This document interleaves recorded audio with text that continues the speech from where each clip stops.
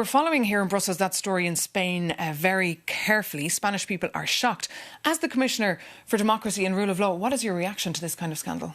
Well, clearly we don't comment on individual cases, but the policy of the European Commission towards corruption is very clear. We have to have a zero tolerance policy across the European Union. What is most important is that the national authorities in any given case are allowed to do their work without any interference, that they follow the evidence and they take the case to its appropriate endpoint. We have recently reached agreement on a new anti-corruption directive in the European Union, so that will be transposed in the next couple of years, which harmonises the definition of corruption offences and also harmonises penalties. The reality is that corruption is insidious. It takes from valuable public resources and it fundamentally undermines public trust in institutions and in democracy itself. Precisely. So it's crucial that all member states tackle it, and we deal with it in the rule of law report. And especially this issue, one of the investigations is actually about alleged attempts from the Socialist Party to sabotage or obstruct judicial investigations. So it's a very serious matter you're dealing with here that could impact indeed people's public trust in institutions. Yeah, as I say, the case itself, I don't have the details, nor should I, and it will take its normal course. But every year we do an annual rule of law report, which will be published now in July of this year.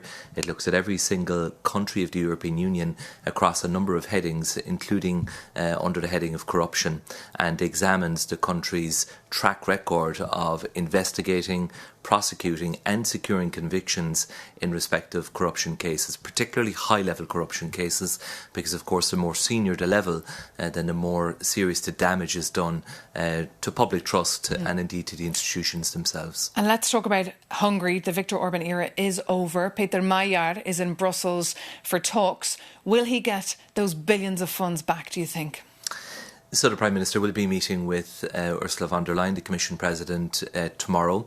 We have made a good start in resetting the relations with the Hungarian government.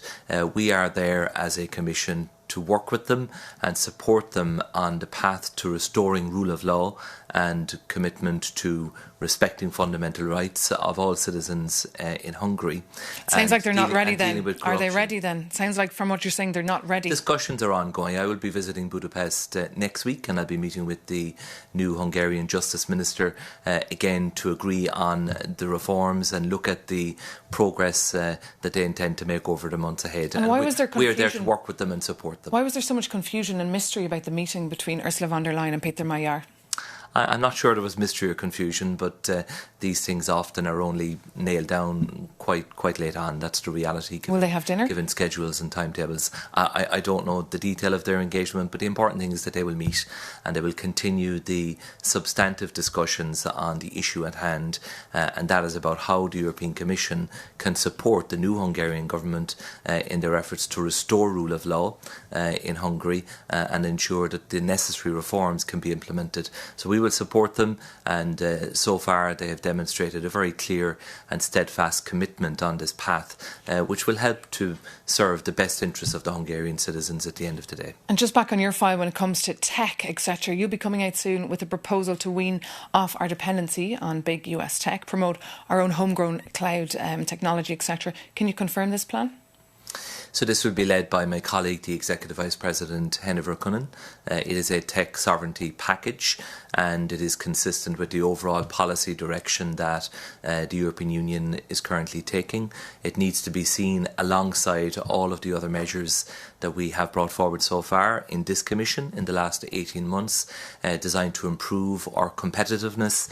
Yes, have a focus on strategic autonomy, but at a time when there is so much upheaval, geopolitical uncertainty and indeed economic volatility, we do need to make sure that on key strategic issues that the European Union is supporting its indigenous industries and that we have access to the critical services and indeed materials that we need.